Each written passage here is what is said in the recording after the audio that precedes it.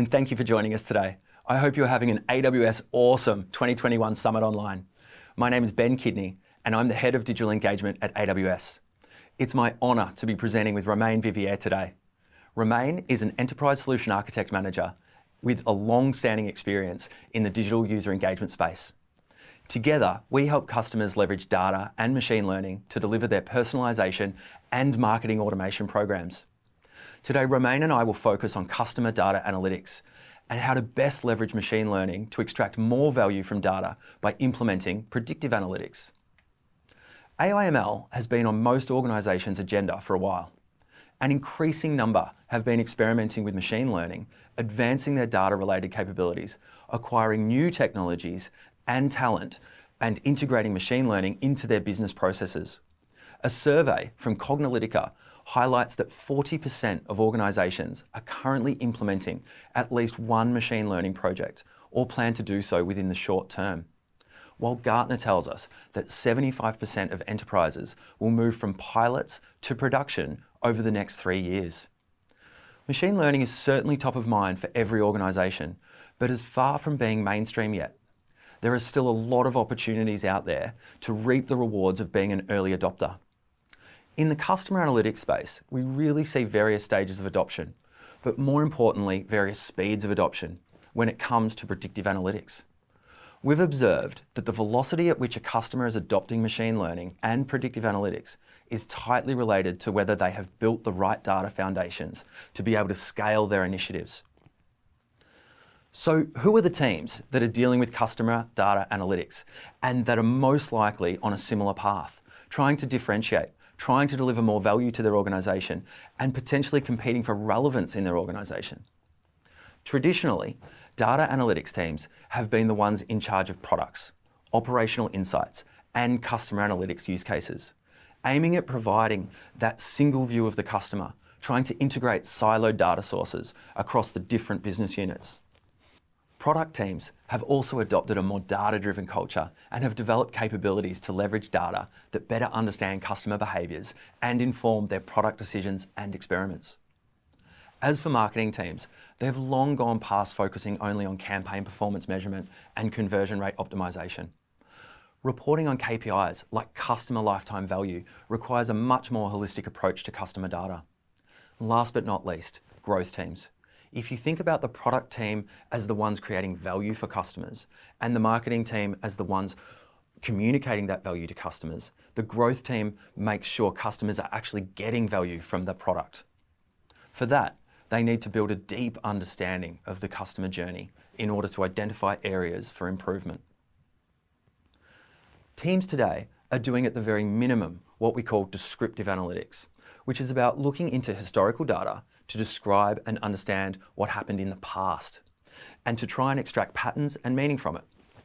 As an example, building reports on marketing campaign performance or building dashboards with customer engagement metrics are typical outputs. Predictive analytics, on the other hand, allows you to predict the probability of future outcomes as opposed to report on the past. For example, let's say you're trying to forecast product demand. Tip Top, an iconic Australian food brand, wanted to reduce waste while maintaining physical availability of their products. Delivering over 1,500 products to more than 14,000 locations daily requires millions of stocking options. Utilising Amazon SageMaker DeepAR algorithm designed to build, train and deploy machine learning models, Tip Top created a predictive model to forecast demand. This resulted in a 30% reduction in overstocking and a 10% reduction in understocking. Now, depending on which team you belong to and your associated business objectives, some use cases will be more relevant than others. There is a wealth of use cases for predictive analytics available, and they will differ per industry and per team based on the focus. But let me share a few popular ones that we see across our customers. Starting with the marketing and customer experience teams. Lead scoring and segmentation will allow you to identify and prioritise investment on high-value leads while suppressing advertising on others. Machine learning-driven marketing attribution will tell you which marketing channels are performing best. Social versus email versus owned or paid, for example. This will drive further efficiency from your marketing dollars. Marketing teams will also see value in moving away from rule-based targeting to a more dynamic, behavioural-based targeting and an automated one-to-one approach. Growth teams will be interested in predicting customer churn. We know that acquiring a new customer can cost 5 times more than retaining an existing one. So being able to trigger retention campaigns for customers with a higher propensity to churn can make a massive difference to protect recurring revenue. Product teams will be interested in their ability to forecast demand of existing and new products. Machine learning can also help them provide a more relevant content recommendations. For example, in 2019, Domino's created a data lake consisting of key order information, then leveraging Amazon SageMaker to build and train machine learning models to predict the likelihood of an order being placed. A store could then begin making that order even before it was actually placed. This assisted Domino's stores in achieving the goal of safely delivering a pizza within 10 minutes. Finally, use cases for the data and analytics team. It's an incredibly exciting space. Not only can it include all of the previously mentioned examples, but also the ability to optimize operations, supply chain, and forecasting demand based on customer activity across your owned channels.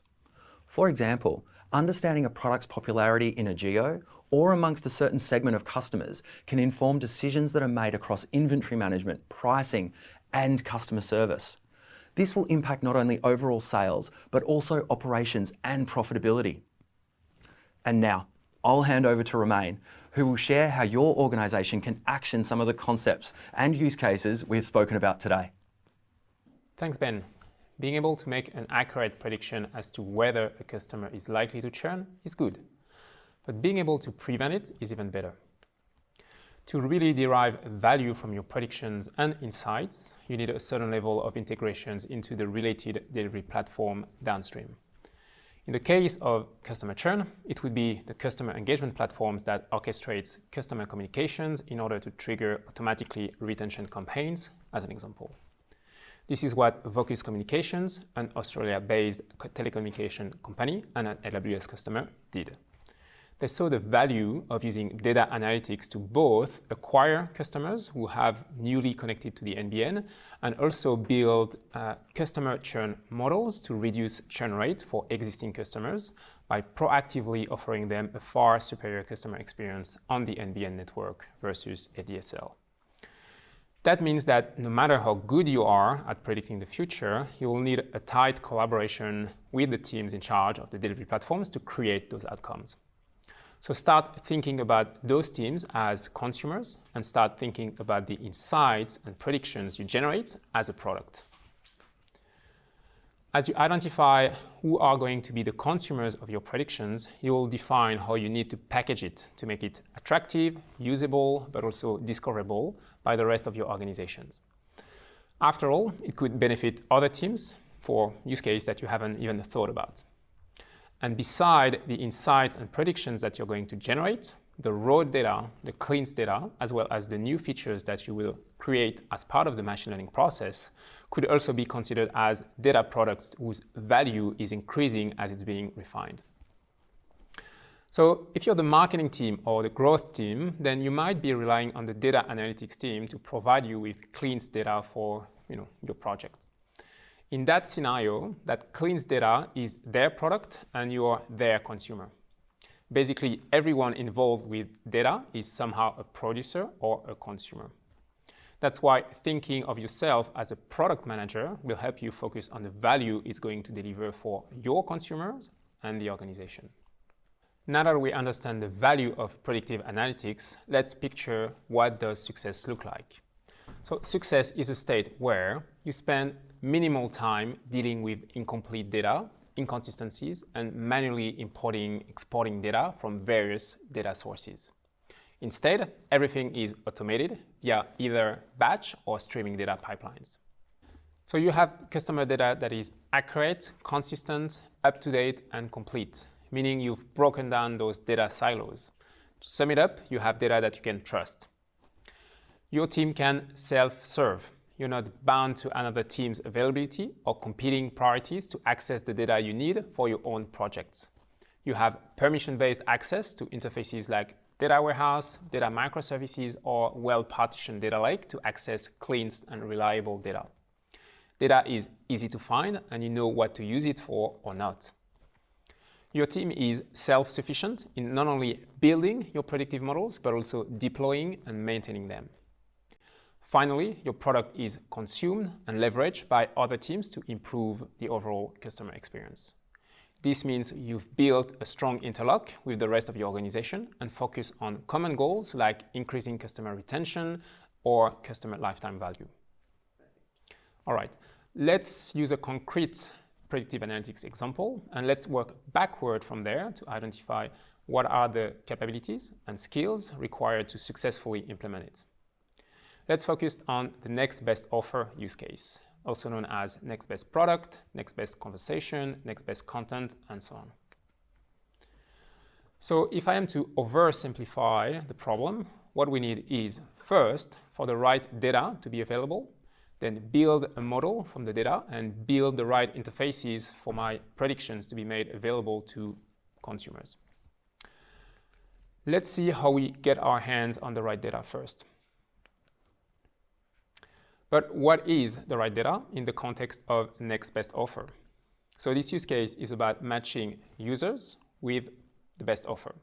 So you need data on your users, data on your offers or related products, and some historical data on the user offer interactions. So if you're the marketing team, product team, and growth team, and that you have a data analytics team supporting you, you're likely to be a consumer of that data and rely on them to provide those interfaces for you. Might it be an SQL interface to query your data, or an API, or a well-partitioned access-controlled S3 buckets for you to self-serve. But at the other end of the data chain, the data you want is usually fragmented across different systems, with user data notably spread across web analytics, CRM, marketing automation platform, and many more systems. You will also be dealing with different IDs across the platform that you will have to stitch together to get a unified view of your customers across the systems. So a bridge will have to be built. This is where a data lake comes into play, allowing you to move and store securely your raw data, process it, transform it, and aggregate it while applying the right governance framework around it. This includes access control, data lineage, and data cataloging. So I appreciate that every organization will be at a different stage of maturity when it comes to those data foundations. But if you were to start from scratch, those are the key components that you would require. First, establishing a data lake will allow you to put in place that governance framework around your data and its consumption, providing also security and durability for your data. This process doesn't have to be lengthy. We actually recommend you start small with only the minimum number of data sources required for your use case before adding new data sets in an incremental way. To give you an example, during a recent data lab, a customer implemented their MVP data lake in only 4 days after 2 or 3 weeks of requirement gathering and design. Once your data is safely stored, you can start transforming it as per the need of your use cases by building data pipelines. For that step in particular, we recommend that you use infrastructure as code frameworks like AWS CloudFormation to maximize their reusability and facilitate maintenance, testing, and deployment. The last step is to provide interfaces to that processed data. SQL is usually the preferred interface for data analytics reporting, while CSV, Parquet, or protobuf files sitting in an Amazon S3 bucket might be more convenient for machine learning workloads. Acquiring those capabilities and that level of automation will free a lot of time from your team to focus on implementing those high-value and differentiating use cases that will move the needle for your business.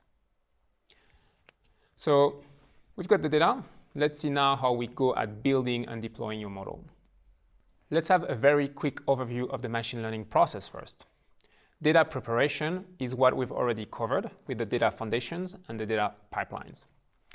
Leveraging the cleansed data from your data pipeline, data scientists will do further exploration and analysis, as well as some manipulations on the data, like selecting the important features to feed your model with, or engineering new features out of the existing one.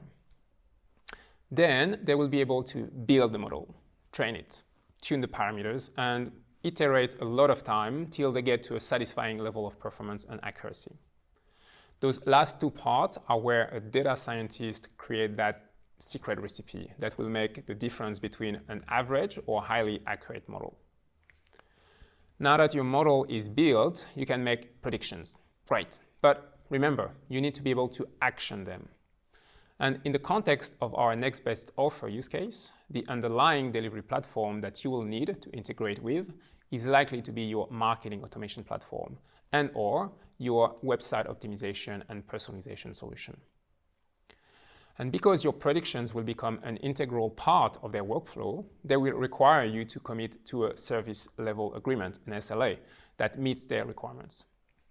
Finally, machine learning pipelines behavior often degrades over time due to the data itself progressively changing, causing a drift from intended results. Typical workload failures also apply to your ML pipeline, like infrastructure failures, concurrency issues, race conditions, and so on. This is why monitoring and maintenance is an essential part of the ML pipeline and why you need to operationalize it to avoid consuming and reactive maintenance. Contrary to what you might think, you actually don't need to be a data scientist to implement predictive analytics use cases. Let's assume your team doesn't have such skills yet, and let's review what are the services available for you to get started. So if you're a data analyst and that you spend most of your time in BI tools, then Amazon QuickSight might be your starting point. Amazon QuickSight is a cloud-native and serverless business intelligence solution that lets you easily create and publish interactive BI dashboards.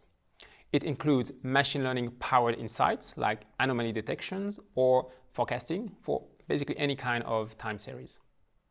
Next on the list are AWS AI services.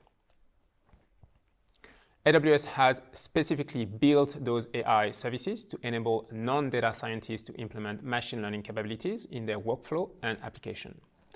Those services are based on years of experience and learning running Amazon.com and cover use cases like forecasting, offer recommendations, computer visions, natural language processing, sentiment analysis, and many more. Those services can help you getting started with little effort while potentially generating a significant return on investment. Using Amazon Forecast, More Retail, the pioneer in omni-channel food and grocery retail in India, has been able to increase their forecasting accuracy from 27% to 76%, reducing wastage by 20% for the fresh produce category. For our next best offer use case, Amazon Personalize is the service of interest as it provides capabilities like offer or content or product recommendations, similar product and re-ranking of product lists. So what does it mean to our ML process? What AI services and Amazon Personalize in our example, what it does is to mask the complexity and automate the science and the secret recipe involved with building a model. Under the hood, Amazon Personalize will process and inspect the data, identify what is meaningful, select the right algorithm, train and optimize this personalized model that is customized to your data. And with few clicks, you can then deploy an endpoint that will automatically scale to meet demand or do batch inference. You can actually do all of that through the UI, but you will likely want to automate the integration with the data pipelines using the APIs available. And so basically the only skills you really require are developer skills at best to implement few API calls and orchestrate the data ingestion and the real-time or batch inference. It is also worth mentioning that those AWS AI services are not only for organizations who are starting with machine learning. We have customers who implemented recommender systems and later moved to Personalize because they struggled implementing some of the most advanced features for such systems.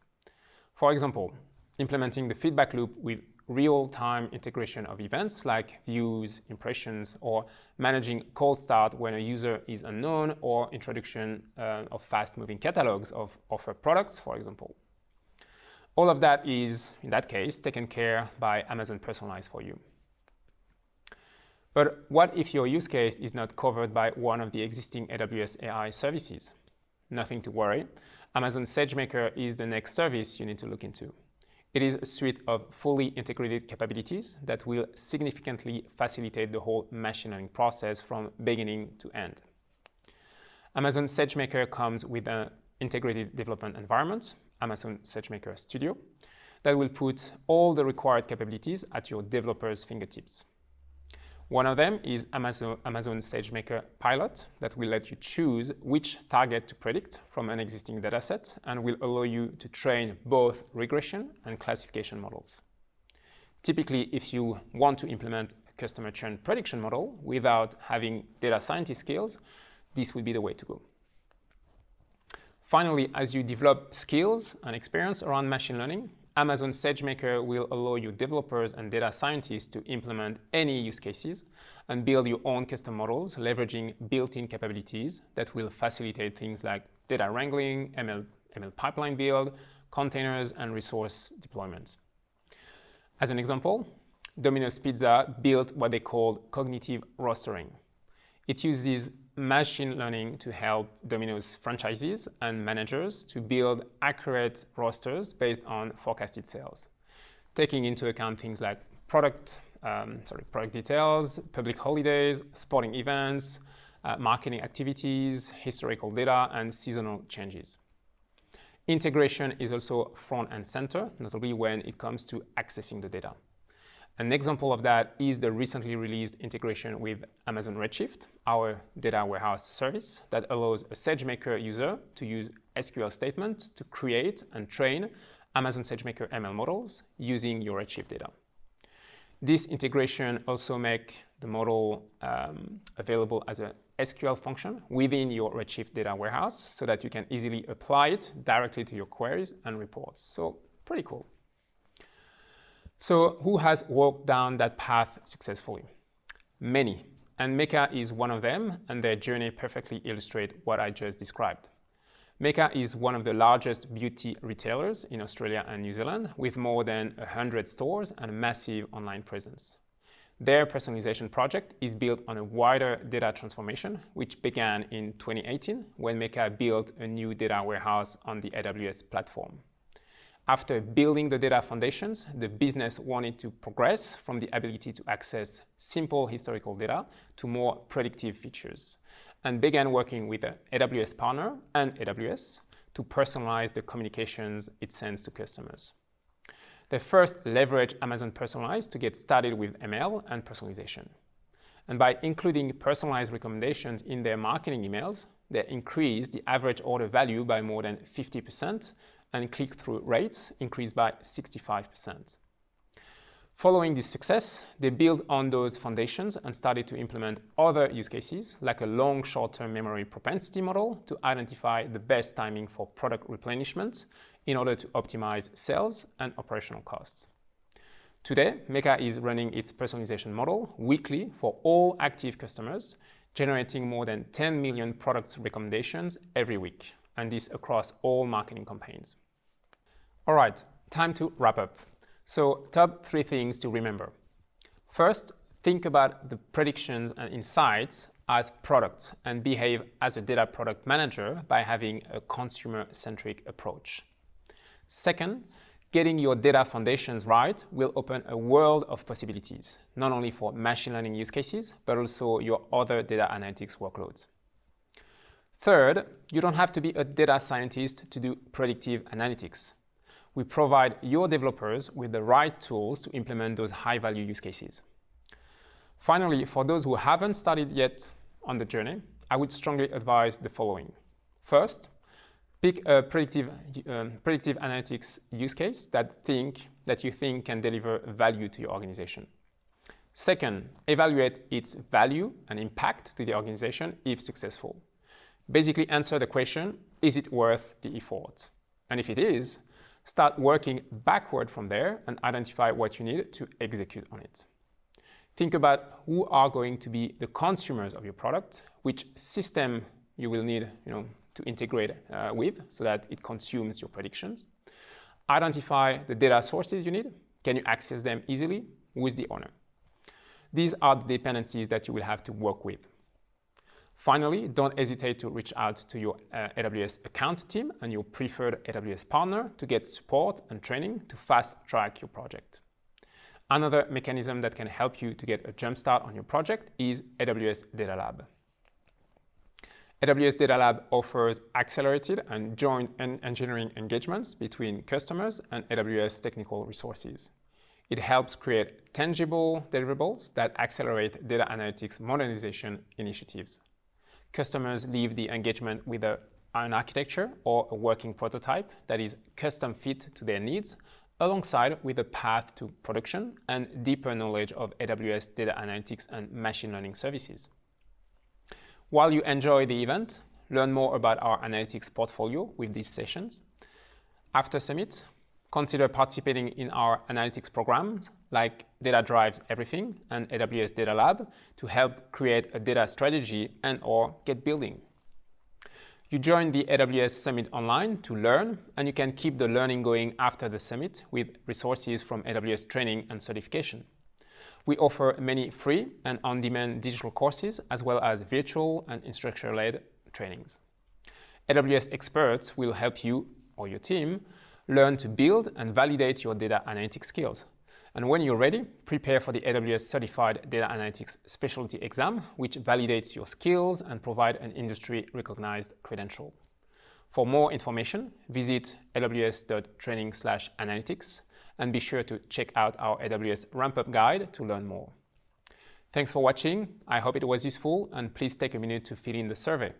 If you enjoyed this session, please don't forget to leave feedbacks.